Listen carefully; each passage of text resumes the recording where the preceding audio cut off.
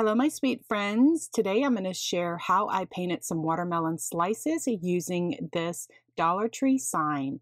Now, this Dollar Tree sign is a patriotic sign, and I love it because it has the little scallops on the end.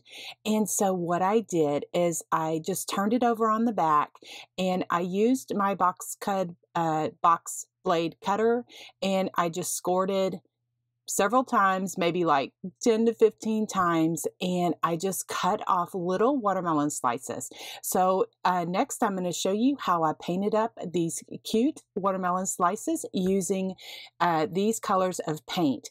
I also used black that I don't have pictured here, so let me get into the tutorial and I'll show you how I painted these little watermelon slices.